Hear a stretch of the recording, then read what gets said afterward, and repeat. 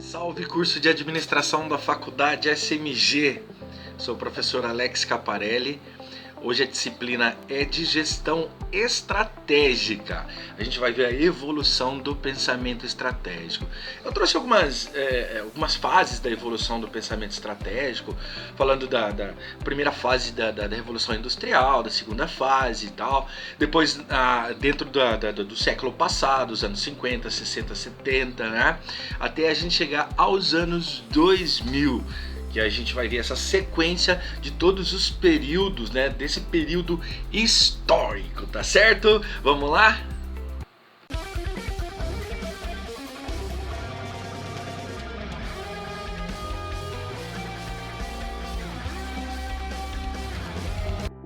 Salve pessoal, hoje eu tô com outro óculos aqui para esconder a minha olheira, porque a alergia me pegou nesse dia quente, nesse dia seco, que olha, eu não sei o que eu vou fazer.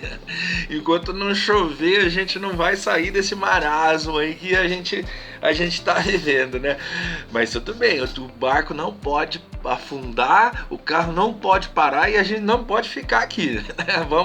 Vamos continuar porque nós temos muita matéria. Bom, nessa aula de hoje eu vou fazer uma abordagem um pouco diferente com vocês, tá?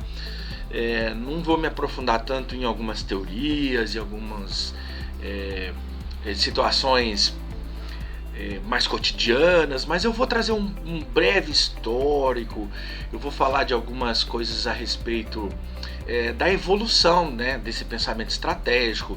Muitos autores que se dedicam a essa arte, a esse estudo, né?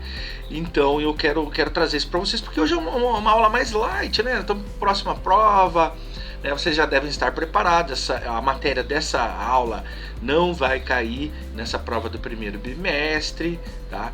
Esse aí a gente deixa lá para o segundo bimestre para vocês. Mas é uma matéria muito gostosa, vocês vão gostar muito dessa aula, tá? Aí no final eu digo pra vocês se vai ter uma atividadezinha ou não, tá certo? Vamos ver a capa da nossa aula de hoje, dá uma olhadinha aí, ó.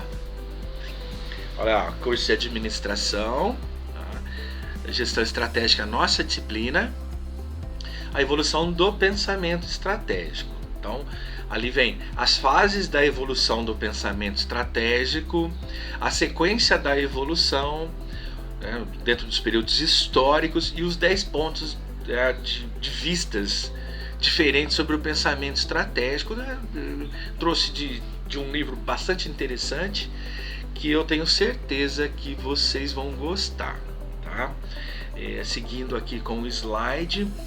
Então, na aula anterior, foi a aula que nós encerramos a matéria de prova de vocês, a gente terminou o material do BSC, né, a implementação e o controle da estratégia. Aí eu falei a parte 2 do BSC, o Balanced Scorecard. Lá nós vimos o que? Os principais conceitos, a organização orientada para a estratégia, as 4 perspectivas do BSC, o relacionamento entre as dimensões e o mapa estratégico ou mapas estratégicos. Já nessa aula, né, a gente vai ver a evolução do pensamento estratégico, como que surgiu o pensamento estratégico e como ele evoluiu até os dias de hoje, até essa década, segunda década desse novo século, né? Também entrando em 2021, na fase 2. Então a gente vai ver as fases da evolução do pensamento estratégico, a sequência da evolução, os períodos históricos, né? E 10 pontos de vista diferentes sobre o pensamento estratégico, tá bom? Tá? Olha aqui, pessoal. É uma matéria bem gostosa que nós vamos trabalhar hoje, bem tranquila.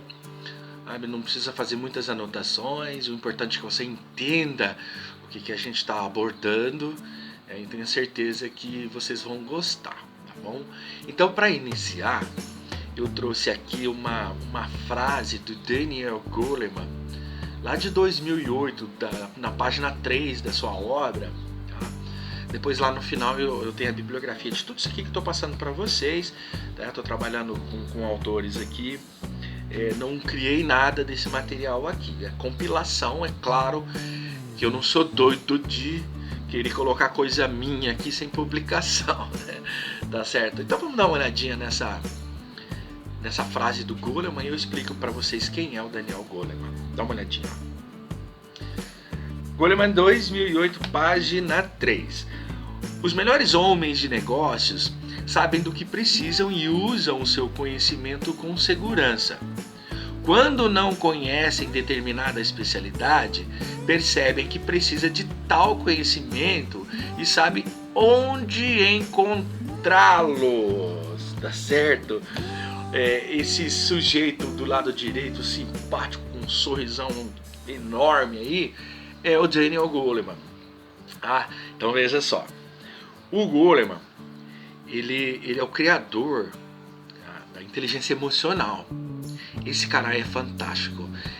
As obras dele que falam a respeito da inteligência emocional, que fala muita coisa comportamental. É muito bacana de se ler. Você vai aprender muito, vale muito a pena, né? Ele aborda autoconhecimento, autocontrole, automotivação, empatia, sociabilidade, que são as 5 ferramentas básicas da inteligência emocional. Mas ele não tem só isso não, ele tem várias outras obras aí que são obras fantásticas que valem muito a pena ler e aprender. Para quem vai trabalhar principalmente na área comportamental, recursos humanos e marketing, é essencial a leitura, né? Pode comprar o livro, não são livros caros e vocês encontram também na biblioteca da faculdade as obras do Daniel Goleman, tá certo, pessoal? Vale muito a pena e eu recomendo, tá bom? Beleza? Vamos então na sequência, eu vou falar sobre a evolução do pensamento estratégico, ok? Veja. Propomos o estudo da evolução do pensamento estratégico a partir de 2 correntes. Prestem atenção que eu vou falar para vocês agora, porque quando eu estiver falando dessas 2 correntes, eu estou falando da primeira fase, depois nós vamos ter outras fases aí para a gente poder entender.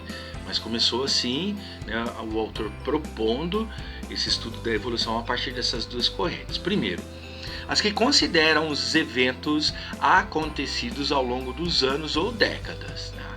Me baseio na experiência de tudo aquilo que foi visto e proposto anteriormente, e depois das escolas do pensamento estratégicos desenvolvidas ao longo do tempo. O que significa isso? Além de você considerar os eventos acontecidos durante toda essa vida, né, vieram depois as escolas se baseando nisso aí também, né, e a gente vai fazer essa abordagem. Tá? Com relação à primeira corrente, tomaremos por base os estudos de Bethlen, 2003. O interessante dessa obra Bethlen que é Agrícola Bethlen, 2003. Vocês podem verificar lá no material, lá na referencial bibliográfico. Interessante que é uma empresa, né? Não é um autor físico, é um autor jurídico. É interessante isso aí. E depois também Serra, Torres e Torres, são 2 torres mesmo, 2004. Tá, ok? Então, quanto à segunda, os estudos de Mintzberg, Austrand e Lampel, 2000. Tá? Então, é a partir daí que nós vamos ver a evolução do pensamento estratégico, ok? Seguindo ainda, então conforme Bethlen em 2003, página 13, são vários os estudos que apontam os trabalhos de Gluck, Kaufman e Wallet, publicado no The Journal of Business Strategy, tá? No ano de 1980, como marco na definição da evolução do pensamento estratégico. Para esses autores, são 4 as fases da evolução do pensamento estratégico. Então veja, pessoal,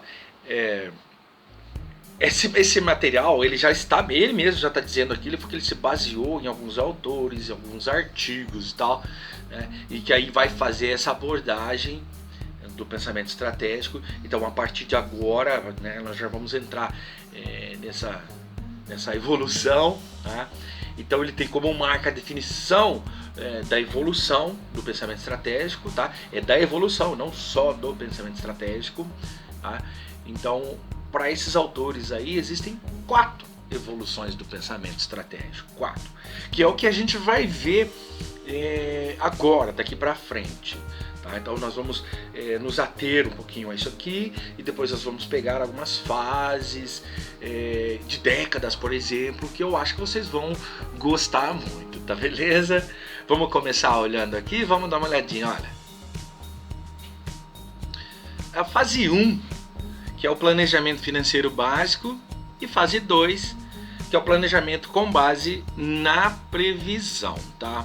Veja que, só ressaltando aqui, que eles dizem que os autores disseram 4 fases da evolução do pensamento. Então, fase 1, planejamento financeiro básico, fase 2, planejamento com base em previsão, fase 3, planejamento orientado para o exterior, e a fase 4, administração estratégica, que é o nosso foco maior, tá? Então, a fase 1, o que ele aborda? São as premissas. Quais são as premissas? Desculpa. As premissas são controle operacional, realização do orçamento anual e foco no funcional. O grande foco, cumprir o orçamento. Já na fase 2, o planejamento com base em previsão. As premissas, então, da fase 2. Planejamento mais efetivo para o crescimento da organização, análise ambiental, previsões plurianuais, assim mesmo fala, e alocação dos recursos estática. O grande foco, prever o futuro. Olha só, deixa eu explicar rapidamente cada fase dessa aqui, para que vocês entendam. Essa primeira fase, que é o planejamento financeiro básico, as empresas pensavam em quê? Na sua saúde econômica, primeira coisa. Se a gente estiver bem aqui, vamos fazer o controle operacional, vamos fazer a realização do orçamento anual, foco no funcional. Tá? E o foco era o quê? Cumprir, então, esse orçamento. Tá? Então esse era o pensamento. Se a gente tem dinheiro, a gente faz. Se não tem, não faz. Já na fase 2, já vem com a base da previsão. Aí o seu planejamento mais efetivo, veja que já temos um planejamento de modo ambiental, uma análise ambiental. A análise ambiental é todo o ambiente interno e externo, não é o meio ambiente em si, como a gente é acostumado a fazer essas abordagens. Tá? E a alocação dos recursos estática, os recursos estáticos, se eu quiser assim dizer, que são os 5 recursos básicos incluídos em todos eles, tá bom? E o seu foco é o quê? Previsão do futuro. Olha, já começou a entrar coisas aqui do pensamento estratégico que a gente usa hoje, tá bom? Então vamos lá, vamos ver a fase 3 e a 4 agora. Uma olhadinha. Fase 4. O planejamento é orientado para o exterior. Premissas. Resposta crescente aos mercados e à competição. Análise da situação e avaliação de competição externa cuidadosa e completa. Avaliação de alternativas estratégicas e alocação de recursos dinâmica. Tá? O grande foco é pensar estrategicamente. Na fase 4, a administração estratégica, as premissas são orquestração de todos os recursos para criar vantagem competitiva, arcabouço de planejamento escolhido estrategicamente, processos de planejamento flexíveis e criativos, sistema de valores e clima favoráveis. O grande foco, criar o futuro. Então veja, meus amigos, que a terceira fase já é uma fase melhorada. A gente já vem com premissas de respostas crescentes a esses mercados, a essas competição, tá? Por quê? Porque ele já começa a se orientar para o exterior, para o que está fora da organização. Tá? Já começa a ter um foco no pensamento estratégico. A gente já saiu daquela limitação, tá bom? E já na fase 4, aí já começa a pensar em futuro, o seu foco é de fato criar o futuro. Né? As suas premissas uma infinidade de orientações aqui, principalmente em cima dos recursos, dos sistemas de valores, principalmente do clima favorável. A gente vem tratando de clima e comportamento organizacional e essa fase 4 já está fazendo esta abordagem, tá bom? Então deixa eu fazer mais um comentário a respeito. Dá uma olhada nesse novo slide aqui que eu vou comentar. Olha,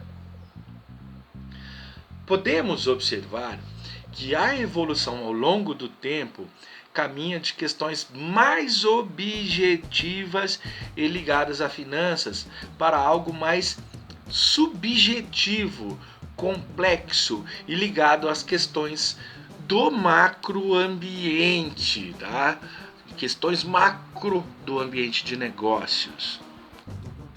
Então veja, meus amigos, olha, quando ele está dizendo que a evolução ao longo do tempo caminha questões mais objetivas e ligadas a finanças, enquanto essa primeira parte dispensava na parte financeira, ao longo do tempo ele foi se tornando mais subjetiva, né? Ele foi se tornando mais complexa, mais ligada a questões do macroambiente de negócios. Por quê? Porque a gente sai daquele pensamento limitado que a saúde da empresa é apenas a saúde financeira. E na verdade nós temos uma infinidade de outras coisas, tá? Até porque pós-revolução industrial, os focos eram muito limitados mesmo. Eram umas coisas focadas mais ao objetivo, né? Enquanto foi evoluindo, enquanto surgiram novas tendências, ele já teve um pensamento mais subjetivo. Ele começou a perceber, a verificar que existem outros sistemas dentro do nosso microsistema. E aí faz a abordagem macroambiental ou do macrosistema, tá bom? Então é assim que ele se postou. Então vamos dar uma olhadinha agora, né, já numa outra abordagem aqui, sobre essa evolução. Dá uma olhadinha aqui, ó. Bom, na sequência da evolução, tá, passando dessa primeira parte, a gente aborda assim. A linha de desenvolvimento da evolução do pensamento estratégico, proposto por Serra, Torres e Torres, 2004, página 19, é mais detalhada e completa do que a apresentada anteriormente. Veja que eu estou numa abordagem um pouquinho mais nova agora, né? Um pouquinho ele tinha feito uma leitura anteriormente, tá? Inclusive citando o autor de 1980, né?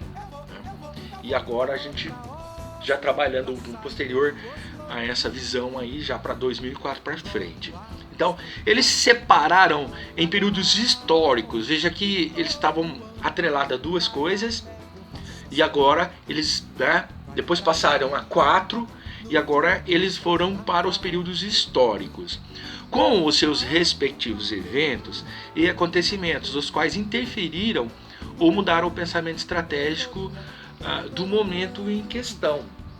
Então eu quero falar de cada um deles agora, para vocês poderem entender, né? E principalmente a gente começando aqui com a parte da Revolução Industrial, tá? Então seguindo, olha aqui, ó, essa aqui é a primeira Revolução Industrial. Nesse período já existia concorrência, porém nenhuma empresa tinha forte influência no setor industrial, né?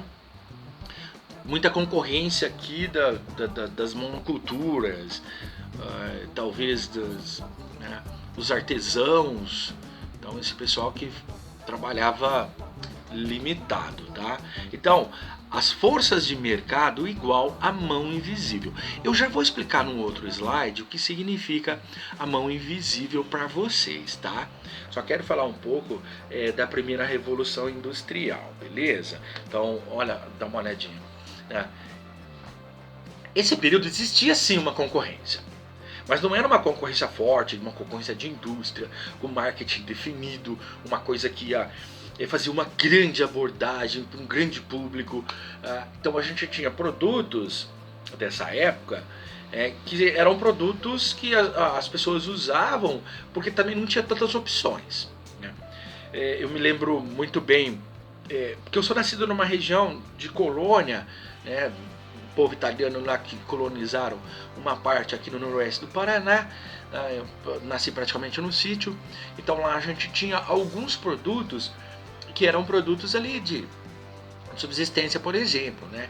Então tudo se produzia no sítio, todo o alimento, arroz, feijão, milho, a própria carne, né, ovos, leite e tal, tudo isso aí. Mas alguns produtos a gente não comprava. Por exemplo, a querosene para a lamparina era uma lata de querosene industrializada que a gente tinha que comprar, a gente só tinha uma marca. O açúcar até fazia açúcar mascavo, mas o nono não gostava muito de ficar naquela moega lá, moendo cana e tal, então já comprava logo um saco de açúcar. Algumas outras coisas como farinha de trigo, sal, são coisas que a gente não conseguia produzir, né? Mas isso aí existia uma marca, você não tinha por onde fugir de escolher qual que eu quero melhor, qual que é a pior, tá? Então isso veio até aqui na década de 70, sem muitas opções aí, tá? Então, a primeira revolução industrial, as forças do mercado igual a mão invisível. Deixa eu explicar o que é mão invisível para vocês. Dá uma olhadinha ali, ó. Mão invisível. Princípio econômico enunciado em 1776. Olha que é antigo, que é lá da primeira revolução industrial, bem anterior, tá? Por quem? Por Adam Smith. Isso aí é um personagem que vocês precisam conhecer melhor, porque faz parte, vai fazer muita parte da nossa vida acadêmica e profissional, inclusive.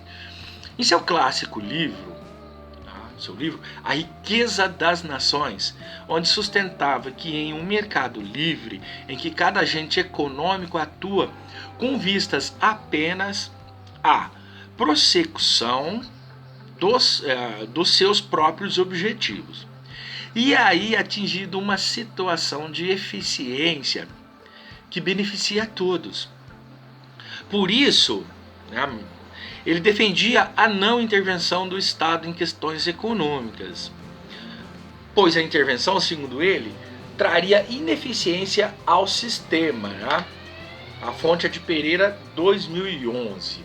E logo depois, né, veio Marx, depois, né, a mesma época em que existia essa discussão, né, e dizendo, olha, nada disso aí. Então Marx era contra esse capitalismo, né, e o Adam Smith era já a favor. Então ele dizia, ó, isso tem que sair da mão do Estado, isso aí tem que ir na mão da iniciativa privada, porque aí ela faz crescer. Porque esse é o pensamento capitalista, tá certo? Esse é o pensamento que se tem do mundo capitalista. Agora nós vamos ver a segunda revolução industrial. Agora vocês vão ver que o negócio pegou firmeza, pegou força aqui, maquininha a vapor melhorou e tudo vai se direcionando a esse capitalismo que nós vivemos hoje. Veja. Segunda revolução industrial. Desenvolvimento das ferrovias americanas e mercado de massa. Então as Maria Fumaças aí já ganharam força. Empresas exploram economias de escalas. Veja que o capitalismo está bem forte já aqui.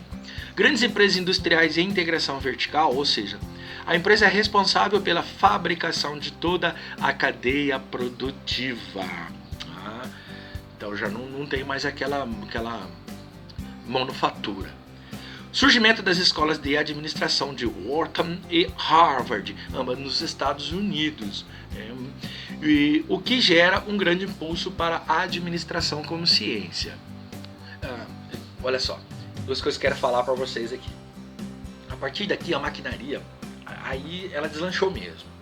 Aí que o negócio, por isso que chama de revolução industrial. Bem como a ferrovia, o trem de ferro lá nos Estados Unidos já para começar a fazer o transporte. Então nos Estados Unidos, ao invés, aqui no Brasil a gente abre estrada, picadas e depois até pavimentar. Nos Estados Unidos abria estrada de ferro e passava na área indígena, passava em reservas e tudo quanto é lugar, não queria nem saber. O importante era o crescimento da economia.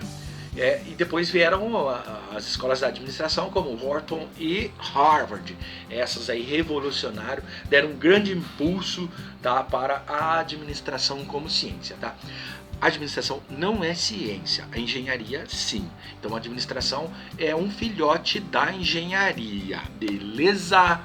Seguindo agora, vou começar então já falando dessa revolução industrial, dessa segunda fase, né? Falando sobre os anos 30 já do século 20, do século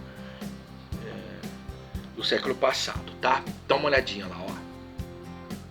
Estratégia da GM, que é a General Motors, com base nos pontos fracos da Ford. Já tinha estudado a Ford, já tinha evoluído a sua indústria, então começou a crescer vendo os defeitos do concorrente. Em especial, a diferenciação de cores e modelos. Haja vista que o grande lema de Henry Ford era: vendo qualquer carro de qualquer cor, desde que seja um Ford T preto. Então a GM justamente revolucionou o pensamento da estratégia ao oferecer uma novidade, isto é, ao oferecer opções de modelos e cores para os consumidores. Atenção aos fatores estratégicos da organização por Chester Barnard, já vou falar dele também, tá? Já explico ele também. Então pessoal, olha só, o Ford de fato tinha esse pensamento, assim como a Ferrari tem um pensamento do carro vermelho. Então ele dizia, ó, você pode ter um carro de qualquer cor, desde que seja preto, seja um Ford. Aí a GM, a General Motors, que a nossa Chevrolet, ela pensou, que eu vou fazer uma diferenciação. Vou vender carros brancos, carros azuis. Tinha aqueles, não sei se vocês já viram naqueles filmes que tem aqueles rabos de peixe, aqueles carros que eles são azul clarinho com branco. Gente, aqueles carros são maravilhosos, são lindos, né? Então a GM veio, deu uma revolucionada, mostrou pro Ford, pegou esse ponto fraco do Ford e disse, não é bem assim. Nós vamos vender carro de todas as cores para todo mundo, tá certo? Então essa aí dos anos 30. Deixa eu falar então desse sujeito aqui, o Barnard, para que vocês possam saber quem é e por que eu citei ele. Dá uma olhadinha ali, ó. Chester Irving Barnard, 1886 a 1961. Foi o pensador da Escola das Relações Humanas, corrente da administração, surgida nos anos 20. É o criador da teoria da cooperação, que estuda a autoridade e a liderança. Foi um dos primeiros teóricos da administração a ver o homem como um ser social e estudar suas organizações informais dentro das empresas. Caso vocês tenham interesse, a fonte está colocada aí para vocês, inclusive na apostila de vocês, vocês podem buscar e aí vocês vão conseguir mais informações a respeito do Barnard. Então veja, para os fatores estratégicos da organização criada por Barnard, esse cara foi muito importante para toda a administração, uma vez que ele é o criador da teoria da cooperação, né? Que estuda autoridade, que estuda liderança, tá? Além de ser um dos primeiros teóricos da administração, dessa fase nova, né? A ver o homem como o ser social. Tá? A gente fala tanto de capitalismo e esquece que Marx lá, quase 2 séculos atrás, lá, vinha com essa história aí, a gente precisa olhar mais para o funcionário, menos para o capitalismo, a gente tem que ser mais social, a força de trabalho não pode ser escravizada, não pode ser substituída por uma máquina simplesmente. Então vem toda essa história aí, e o cara vem e lacra, né? Então é muito importante o papel do Irving Barnard na administração moderna, certo? Qualquer dúvida ali, pega aquele link ali, vai pesquisar sobre esse cara que vale muito a pena. Agora eu vou falar de um outro personagem fantástico, tá? Que até a gente chegar à Segunda Guerra Mundial na década de 40. Dá uma olhadinha aqui, ó. Estratégia de negócios, tá? É mais fixação de preços, segundo Schumpeter ou Schumpeter, ok? Aparecimento das primeiras empresas de consultoria, previsões e responsabilidade social começam a ser incorporadas no mundo dos negócios. Joseph Schumpeter, ou Schumpeter, é esse sujeito que está aí do lado aí, que faleceu em 1950, tá? Outro cara muito importante também para a administração. Bom, dentro dessa abordagem aqui, a gente chega então à Segunda Guerra Mundial. Surge a necessidade de alocação de recursos escassos e por isso a mudança na maneira de conceber a estratégia. Surge o conceito de curva de aprendizado. Eu quero chamar a atenção de vocês, olha só. Se você pegar a história da Coca-Cola, em uma das guerras, não me lembro qual, a Coca-Cola se viu numa situação muito difícil financeiramente, né, porque os recursos ficaram escassos, além da sua matéria-prima, o povo estava sem dinheiro para consumir o produto, a Coca-Cola levou o refrigerante à guerra. Tem a história da Coca-Cola na internet, você pode pegar lá, que vocês vão ver isso aí que a Coca-Cola transformou. Ela viu uma oportunidade dentro de um mercado que estava muito escasso, muito problemático. Tá? E a Segunda Guerra Mundial veio e trouxe esse problema a todo mundo. Tá? Por isso que é chamado de Guerra Mundial. Nós, brasileiros que não participamos da guerra, não sei pelos parcinhas, dentro dessa crise, refletiu em nós, refletiu dentro da nossa economia aqui, mesmo estando em um outro continente. Tá? Então foi uma coisa muito terrível, inclusive foi muito forte para o aprendizado da administração. Tá? Vamos chegar agora aos anos 50 do século XX. Veja. Nos anos 50 do século XX, tivemos aí então um excesso de demanda, melhorou a situação, então as fábricas aumentou também a produção. A estratégia de ambiente competitivo, a definição de objetivos e metas por Kenneth Andrews, já eu falo dele ali, e a predominância do orçamento e da administração financeira, bem como a descentralização, tá? Começou a fazer a Disney, não posso falar aqui que é um desnível, mas o nível foi separado então, estratégico, tático e operacional, e a cabeça da centralização foi ficando um pouco mais longe. Não que você alongar seja um sinônimo de descentralização, né? Muitas vezes ele é alongado e só tem um cara no comando ali. E muitas vezes é achatada com um comandante só, mas que todo mundo pode opinar, tá bom? Vou falar desse cara aqui, o Kenneth Andrews. Ele é o professor de Sociologia da Universidade da Carolina do Norte. Ele prega que o alto executivo deveria desempenhar simultaneamente diversos papéis no terreno pessoal, administrativo, estratégico e até mesmo ético. A fonte está aí também, vocês podem pesquisar mais a respeito.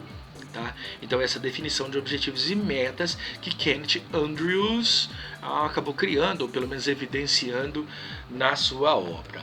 Na sequência vem os anos 60. Eu coloquei até umas fotos de umas mulheres lindas da época, bem como da maior banda que existiu, que é os Beatles. Tá bom? Olha como as mulheres eram todas magras, esbeltas e esguia. Eu tô brincando, tá, gente? É só a alimentação que era diferente da nossa de hoje, industrializada, né, que era muito mais saudável. Então vamos aos anos 60 do século 20.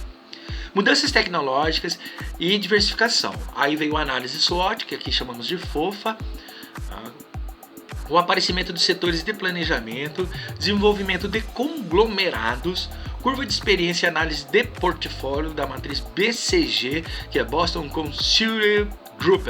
Surge a gestão por objetivos, tá? Pelas mãos de quem? Do Peter Drucker, considerado o pai da administração moderna, que nos deixou em 11 de novembro de 2005 aos 95 anos, né? Uma ótima contribuição.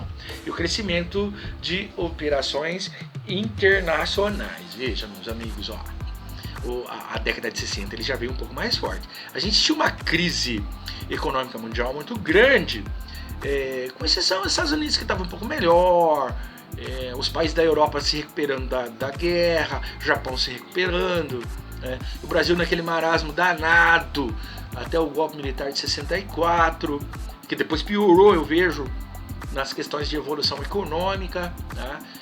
Econômica talvez tenha melhorado um pouquinho socialmente, tá?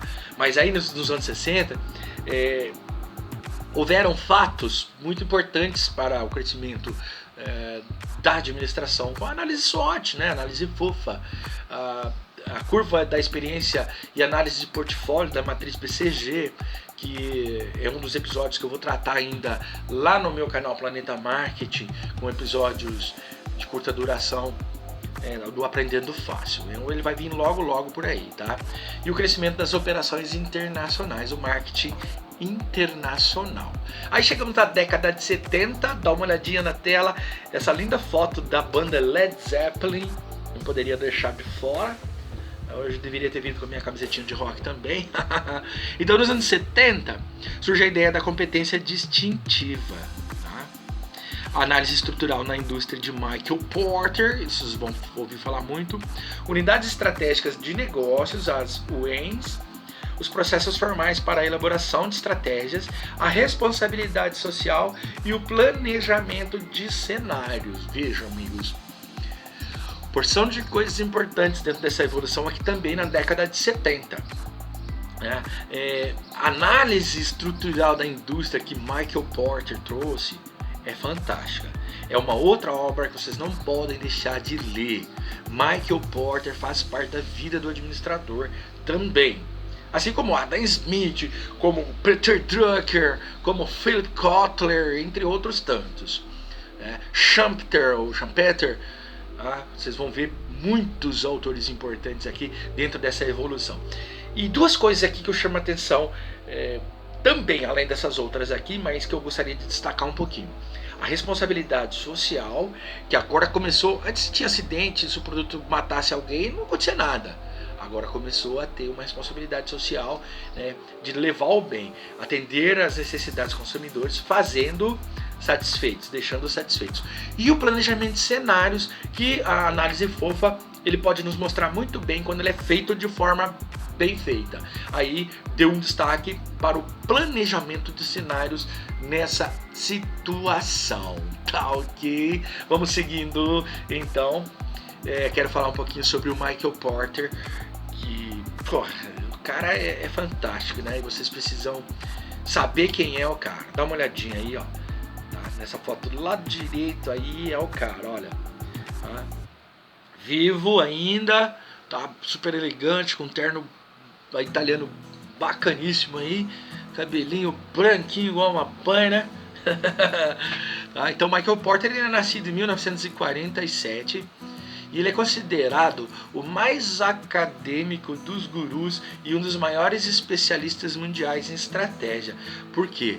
Além dele ser um estrategista, ele deu muita ênfase à teoria, à ciência, tá? Então ele doutorou-se em economia, sabe onde? Em Harvard. Então após uma licenciatura em engenharia aeronáutica em Princeton, professor da Harvard Business School e líder da Monitor Consulting. Entre as suas contribuições para a gestão, salienta-se o modelo de análise estrutural de indústrias que nós citamos agora há pouco, a noção de cadeia de valor e a teoria da vantagem competitiva para as empresas e para as nações. Veja, amigos, tem a fonte ali também, vocês podem pesquisar a respeito de quem foi esse cara aí, e eu tenho certeza que se vocês lerem qualquer obra de Porter, vocês serão obrigados a ler para a profissão de vocês, para que vocês possam entender mais. Ele foi um dos maiores especialistas em estratégias do mundo até hoje, tá? Ele é considerado um guru muito acadêmico, porque abordava, ainda aborda, né? Qualquer obra que você pega hoje está abordando muito contemporaneamente as teorias e a ciência, tá bom? Aí chegamos à década de 90, os anos 80, tá? Vamos dar uma olhadinha, olha. Anos 80 do século 20. Concorrência de importados, ações antitrust, e eu já vou explicar para vocês o que é isso, desregulamentação, tá? escola de posicionamento, análise de atividade, estratégia competitiva e vantagem competitiva de Michael Porter. Passa-se a pensar em estratégias para melhorar a gestão dos ativos, a cultura corporativa passa a ser um elemento-chave do processo estratégico e a importância dos stakeholders. Vou falar também, esses que estão em vermelho aqui, eu vou abordar para vocês. Além da gestão empreendedora, né, e a tecnologia da informação. Olha só, pessoal. Anos 80 surgindo as tecnologias da informação. Claro, tinha outra máquina de escrever, o telex, o telefone, mas começaram a surgir os primeiros computadores. Então começou a revolução tecnológica a partir da década de 70 para frente. Então, a partir daí tivemos coisas fantásticas acontecendo, que é o que a gente já vou explicar para você, o antitrust e os stakeholders, tá ok? Veja, pessoal, eu vou explicar para vocês agora esses dois termos aqui, porque vocês não passem batido e entendam por que eu citei ele. Olha a nossa tela aqui, olha. O primeiro que eu vou explicar para vocês é o antitrust. O que é isso?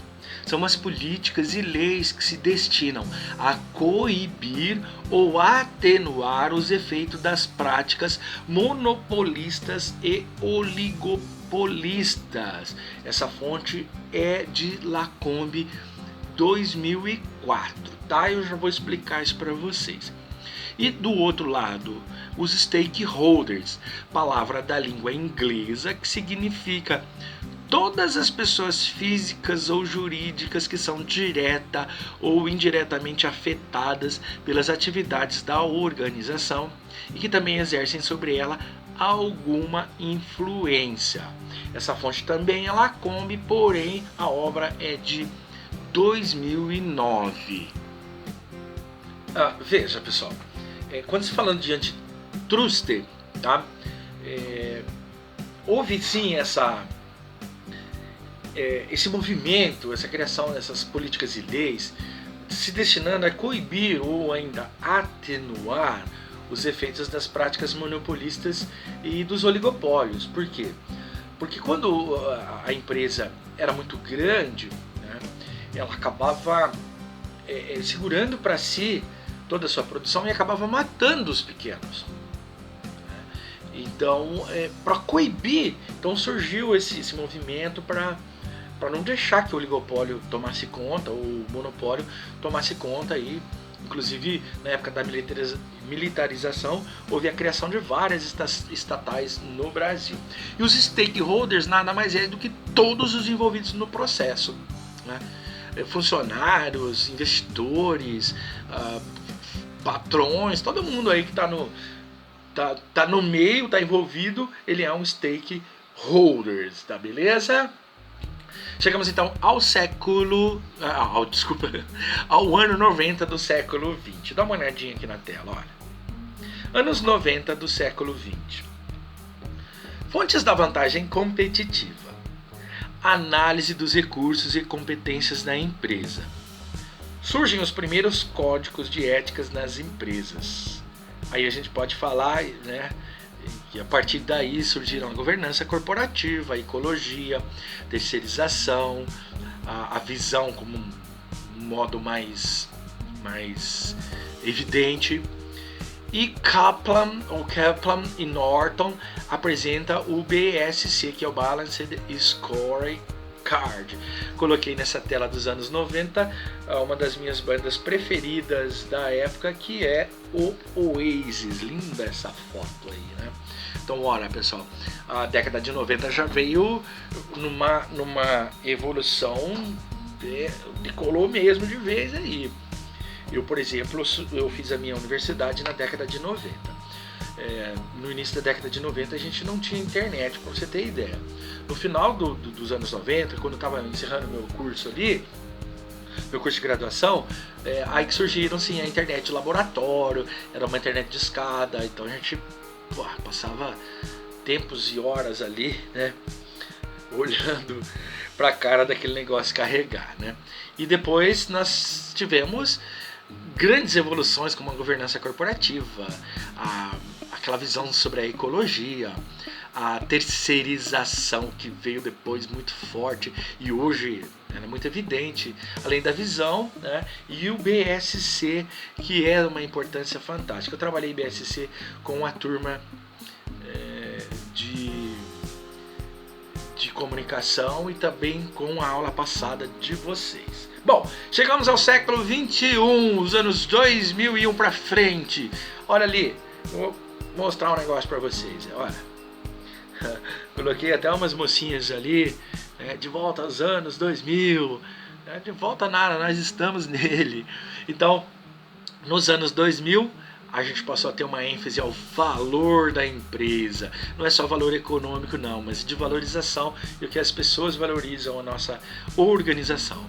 Recursos à sua relação com os aspectos dinâmicos da competição, né? Competição muito grande a partir desse novo século.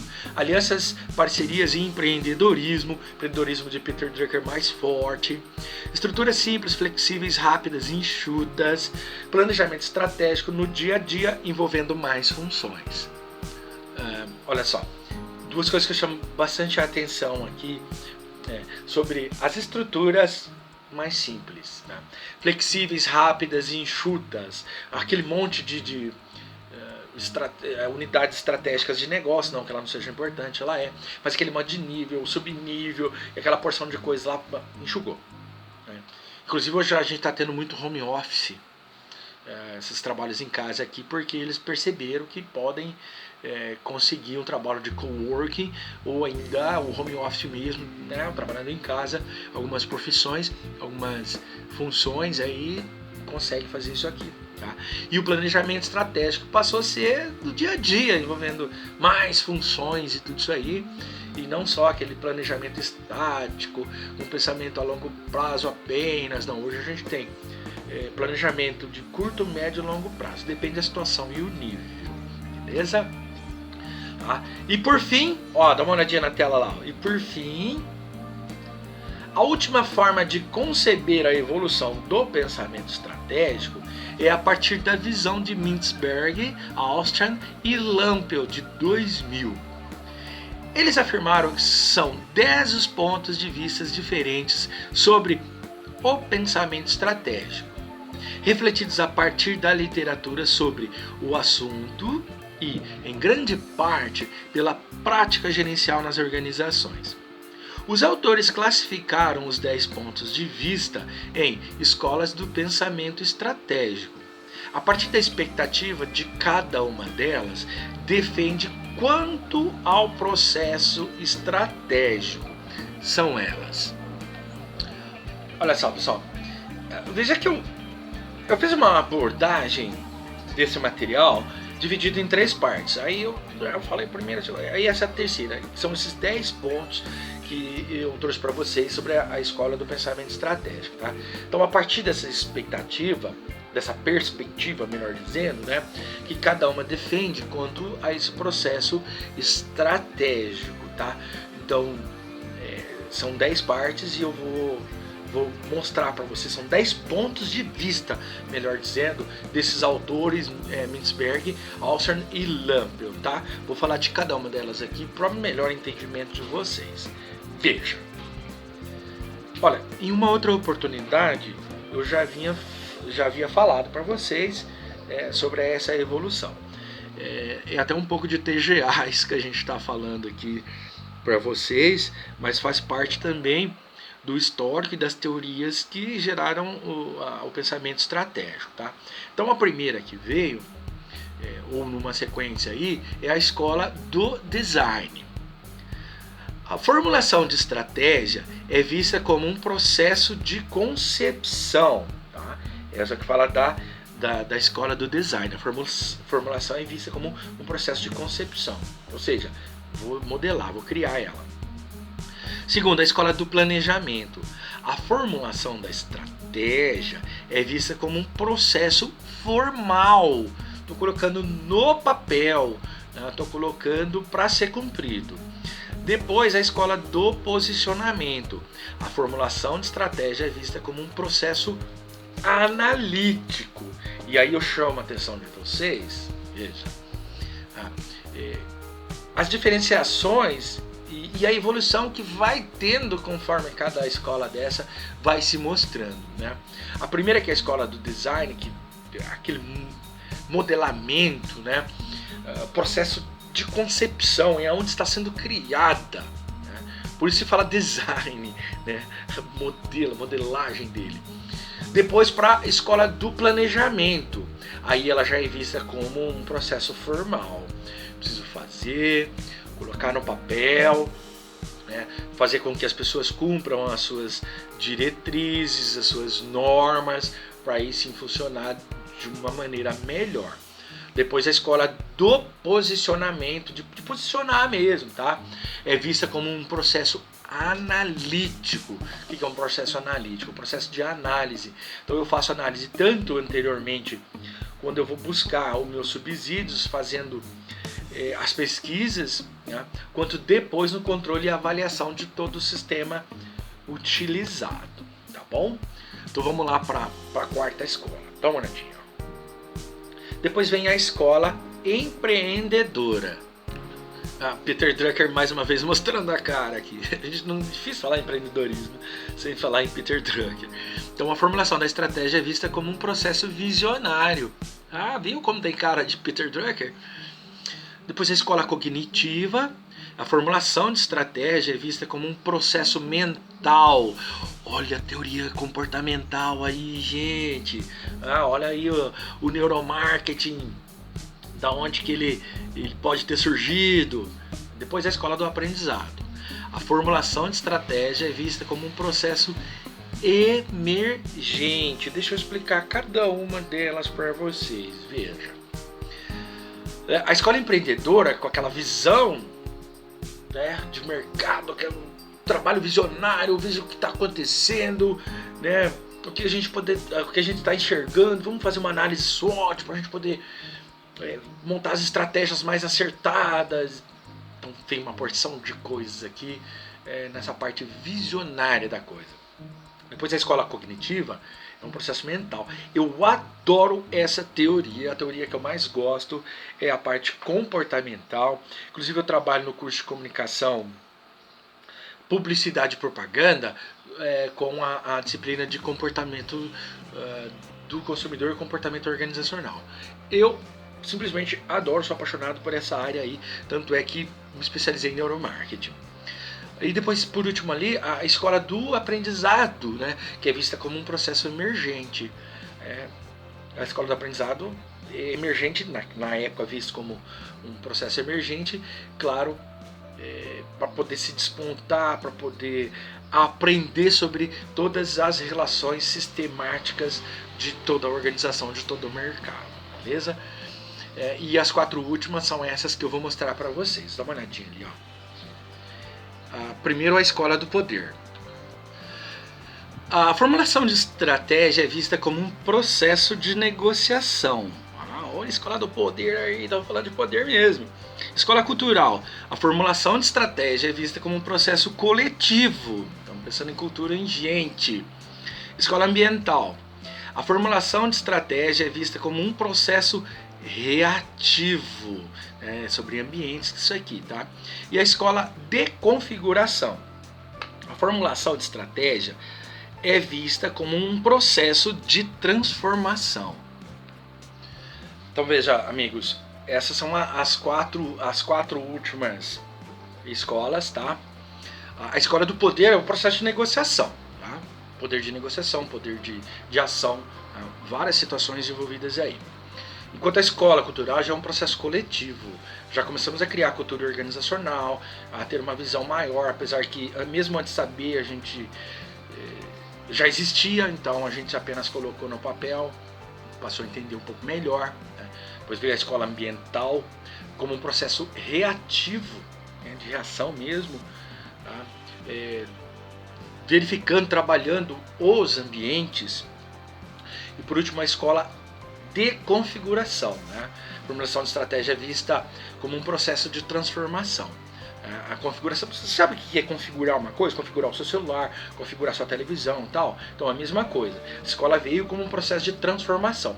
Poder configurar também as ações dos processos da administração, da gestão, do marketing, seja lá do que for.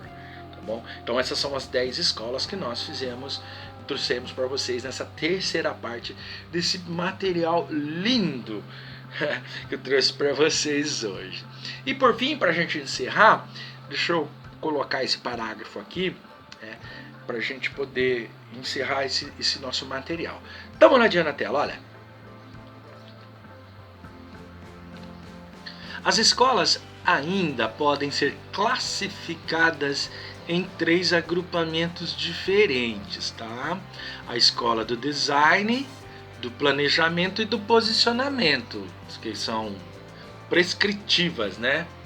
Mas afinal, o que isso quer dizer? O autor faz até uma pergunta ali.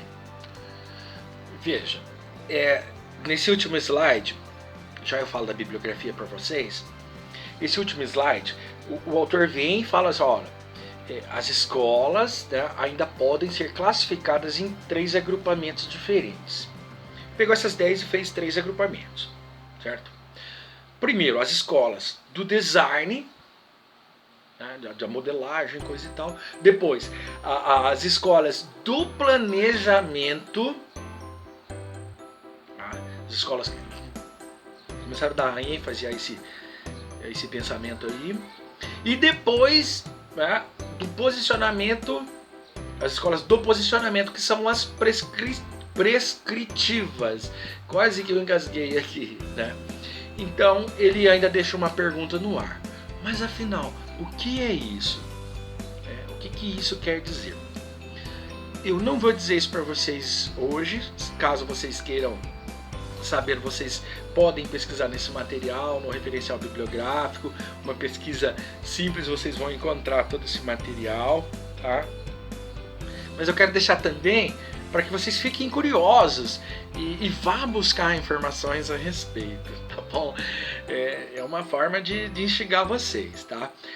Caso vocês tenham interesse, vocês podem me pedir, eu trago dentro do próximo bimestre, trago esse material para vocês e falo. Mas eu tenho uma dica lá no BSC para vocês sobre algumas escolas, acho que um pouquinho antes do BSC, tá bom? Então só para reforçar, porque a aula hoje foi um pouco mais tranquila, né? Mais histórica, né? Então o referencial bibliográfico nosso é esse aí, ó. Dá uma olhadinha na tela, ó. A bibliografia base foi esse livro do Maurício Pereira. Ele chama-se Administração Estratégica, foi publicado lá na Universidade Federal de Santa Catarina, em Florianópolis, no ano de 2011. Estou citando o autor aqui por quê? Porque a gente precisa, é necessário a gente dar a fonte para mostrar quem é que escreveu. Não fui eu que escrevi, eu compilei, né? Então, como foi publicado, o livro está na nossa biblioteca virtual, eu usei a base dele. Mas dentro dessa base, como eu citei vários outros autores, então na complementar ali, então eu tive outros autores, como Agricola Bethlen, Daniel Goleman, que eu falei que é o cara da inteligência emocional, o Mintzberg, Auslan e Lampel, no Safari da Estratégia, e Fernando Serra, Maria Cândida Torres e Alexandre Torres. São 2 Torres mesmo, com a administração estratégica. Então, veja, pessoal, por que eu gosto de dar bastante ênfase ao dono do material? Eu já tive uma situação que foi um pouco constrangedora. Eu dei uma pós-graduação para uma turma recém-formada de uma instituição que eu lecionei lá no Mato Grosso.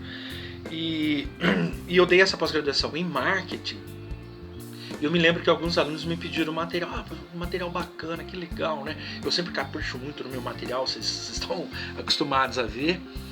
E me vieram com o pendrive e eu dei, né? Não, tudo bem, pode usar tranquilo. Bom, pouco tempo depois eu fui dar um curso na tecnologia da carne, um curso de tecnologia que tinha lá no Mato Grosso, E quando eu comecei a passar o material, os alunos falaram: "Ô, professor, eu já vi esse material.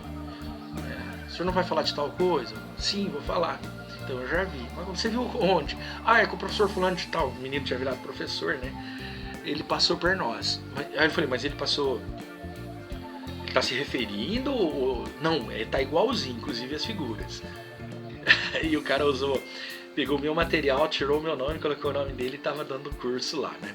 Aí eu desmenti, ficou muito constrangedor pra ele, ficou mal pra mim, né? Porque depois eu tive que preparar outro material, inclusive. Claro que ele não ia com o mesmo conhecimento que eu tenho, é, dar a mesma matéria, com os mesmos exemplos e tal, mas ele não pode fazer isso. Por isso que eu sempre cito os autores da forma correta, a forma acadêmica correta é assim mesmo, tá bom? Então, por hoje é só, nossa aula tá aí, lindona essa aula. Tudo isso aqui vai estar no meu canal Alex Caparelli, o meu canal do YouTube, tá beleza? Qualquer dúvida, qualquer problema, e-mail, tá aí o e-mail, ó, beleza? E também o meu canal profissional Planeta Marketing Oficial, né, que é o nosso canal com episódios de curta duração chamado Aprendendo Fácil. Toda semana um novo episódio conceitual e de significados. Eu fico por aqui hoje, tá? Até semana que vem na nossa avaliação. Um grande abraço para vocês, fique com Deus.